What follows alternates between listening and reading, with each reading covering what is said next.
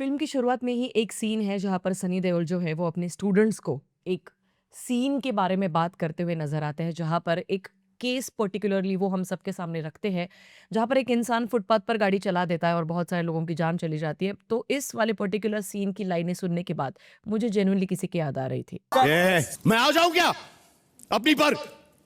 अब यही particular case शुरुआत में डालना, सच में ये एक प्री प्लान डिसीजन था या फिर it was just a मियर coincidence? I don't know. I mean आप सब लोग बता सकते हैं अपनी अपनी राय कमेंट सेक्शन में। एनीवे, बात करते हैं इक्का, इस फिल्म के बारे में जो नेटफ्लिक्स पर रिलीज हुई है कल, और ये मैंने पूरी देखी। तो कैसी लगी मुझे ये फिल्म, आइए बात करते हैं आज के वीडियो में। इक्का, इस फिल्म के कास्टिंग के बारे में बात करें तो अक्षय खन्ना हमें नजर आते हैं, सनी देओल नजर आते हैं, दिया मिर्जा है, तिलोत्तमा है और संजीदा शेख है। तो कुल मिला के ये जो पूरी कहानी है ये इन्हीं चारों और पांचों कैरेक्टर्स के इर्द गिर्द घूमने वाली नजर आती है। इसके जो डायरेक्टर हैं वो है सिद्धार्थ मल्होत्रा, जिन्होंने इसके पहले वी आर फैमिली, हिचकी, महाराज इन जैसे फिल्मों का निर्देशन किया हुआ है। महाराज को अगर हम लोग साइड में रख दे तो ये दो पिक्चरें जो थी वो कहीं ना कहीं पे ठीक ठाक मुझे लगी थी। तो प्लॉट बहुत सिंपल सा है। अक्षय खन्ना जो है वो एक बहुत बड़े पॉलिटिशियन के बेटे हैं। मुंबई में कहानी ये स्थित है, जहाँ पर रात के समय अक्षय खन्ना एक लड़की के साथ एक नाइट क्लब से बाहर निकलते हैं। दोनों के दोनों ड्रंक होते हैं और फिर कार में कुछ ऐसा हो जाता है जिसके बाद उस लड़की की लाश सीधा रास्ते पर गिर जाती है और अक्षय खन्ना वहां से भाग चले जाते हैं। अब ये मैं कोई स्पॉइलर नहीं दे रही हूँ, ये हम सब लोग जानते ही है ऑलरेडी, क्योंकि पहले ही फ्रेम से अक्षय खन्ना का जो कैरेक्टर है वो बहुत ही कमीने टाइप का दिखाया गया है, तो हम सब लोग ऑलरेडी वो पता चल जाता है हम सबको। पर ये बहुत ही स्मार्टली पूरे पिक्चर में इंटीग्रेट किया जाता है बीच-बीच में कुछ ऐसे डायलॉग्स के ज़रिए कि एक-दो जगह पे आके लिटरली हमको भी ऐसे लगने लगता है कि यार अक्षय खन्ना सीरियसली इसने किया भी नहीं है क्या शायद?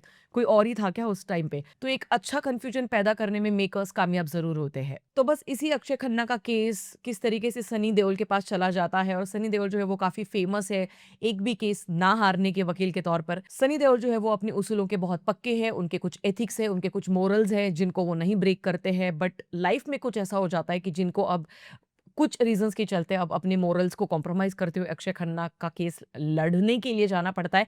एंड यही सबसे बड़ा एक ट्विस्ट है इस पूरे कहानी का, जो हम सब लोगों ने ट्रेलर से बिल्कुल भी एक्सपेक्ट नहीं किया था। बिकॉज मुझे जेन्युइनली ऐसा लगा था कि अक्षय खन्ना वर्सेस होगा सनी देओल, बट यहाँ पर दोनों के दोनों एक ही तराजू में है। और सामने है फिर तिलोत्तमा जो एक जस्टिस दिलाने की कोशिश कर रही है। फिर ये सारी चीजें आखिर तक हमको कहाँ पर लेकर छोड़ती है, और फिर सबसे इंपॉर्टेंट चीज क्लाइमैक्स में क्या होता है और प्री क्लाइमैक्स में भी क्या होता है, ये सारी चीजें हमें देखने को मिलेगी इक्का इस पिक्चर में।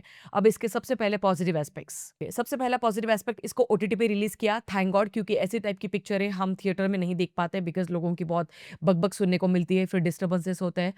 अच्छा हुआ ओटीटी पे रिलीज कर दिया। दूसरी पॉजिटिव चीज, इसका जो कोर्ट रूम ड्रामा है स्पेशली वो अच्छा है, उसकी लिखावट अच्छी है। But when it comes to other writing, मैं उसको नेगेटिव्स में जरूर आपके सामने रखूंगी।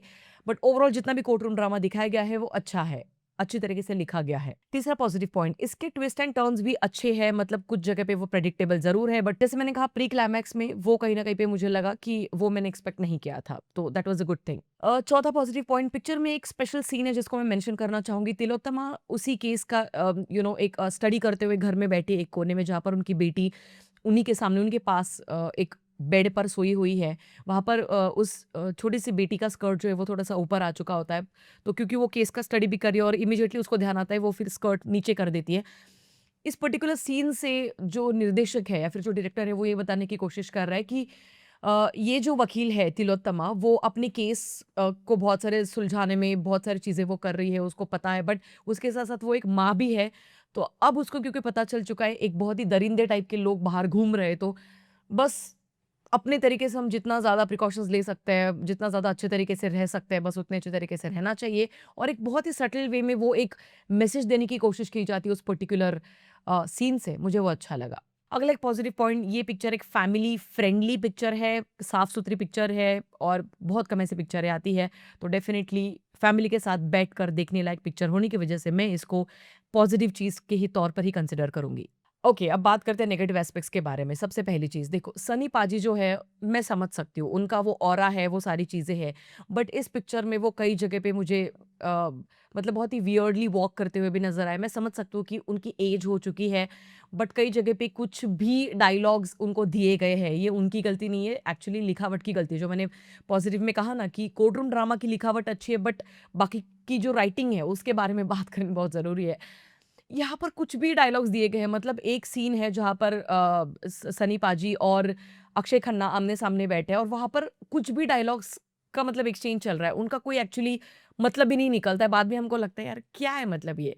अच्छा, दूसरी एक चीज़ सिमिलर, दिया मिर्ज़ा जब अक्षय खन्ना को मिलने के लिए जेल में चली आती है, तब भी वो सीन बहुत ही हार्ड हिटिंग होना चाहिए था, क्योंकि उस एक पर्टिकुलर सीन के इर्द-गिर्द बहुत बड़ा प्लॉट छुपा हुआ है, बट कहीं न कहीं पे वो सीन हिट ही नहीं होता, कुछ फ़ील ही नहीं होता। एंड कुछ मतलब लिखावट इतनी अजीब है, मतलब वियर्ड ही मैं बोल सकती हूँ। अब इससे ज़्यादा कुछ नहीं बोल सकती हूँ। वो डायलॉग्स की वज़ह से वो सीन कुछ फ़ील नहीं होता, उसमें कुछ डेप्थ महसूस नहीं होती। अगला एक नेगेटिव पॉइंट, इस पूरे पिक्चर में इमोशंस मिसिंग है, मतलब चाहे वो सनी देओल की बेटी, उसके साथ कुछ बहुत हेल्थ इश्यूज़ चल रहे हैं, तब भी हमको कुछ ज़्यादा फ़ील नहीं होता है। उस बच्चे का एक्सेंट भी बहुत ही अजीब एक्सेंट है। आई गेट इट कि बहुत ही बड़े अमीर वकील की बेटी है, बट उसके बावजूद हिंदी इतना एक्सेंट में क्यों बुलवाया जा रहा है बच्ची से? I don't get it. दूसरी एक चीज़, मतलब बहुत सारी इमोशंस डालने की कोशिश की जाती है, बट वो फ़ील नहीं होते हैं। चाहे वो विक्टिम जो है इस पूरे पिक्चर में, जहाँ से कहानी शुरू होती है, उस लड़की के लिए भी हम एक्चुअली कुछ ज़्यादा फ़ील नहीं कर पाते हैं। ये लिखावट का नतीजा है। ये एक वीक, कमज़ोर राइटिंग जिसको हम बोलते हैं, उसकी वज़ह से ये सारी चीज़ें एक्चुअली होती रहती है हम सबके सामने, and because of that genuinely पूरे पिक्चर में इमोशंस मिसिंग नज़र आते हैं। इसी के साथ-साथ कैरेक्टर्स के इंट्रोडक्शन भी जब किए जाते हैं, वो सीधा मतलब थोप दिए जाते हैं हमारे सामने कि अक्षय खन्ना का भी जो कैरेक्टर है, वो सिमिलरली मतलब ऐसा लग रहा था कहीं न कहीं पे कि वो बस रहमान डकीत की एक्टिंग यहाँ पर कर रहे हैं। Sorry to say, but I have to be honest with my feelings, and believe me, वो कई-कई जगह पे लिटरली नहीं गले के नीचे उतर रही थी वो एक्टिंग, वो सिमिलर ही टाइप की लग रही थी। देखो, ओवरऑल बहुत ही मिक्स्ड रिएक्शंस है मेरी इस पिक्चर के बारे में, but still I would say कि फैमिली के साथ आराम से बैठकर एक बार देख सकते हो। मेरी तरफ से इक्का इस पिक्चर के लिए 3 स्टार्स आउट ऑफ 5। ये था मेरा रिव्यू इस पिक्चर के बारे में। आपकी क्या राय है, आप मुझे कमेंट सेक्शन में बता सकते हैं। एंड येस, मिलेंगे अगले वीडियो में, तब तक के लिए ख्याल रखिएगा। Peace out.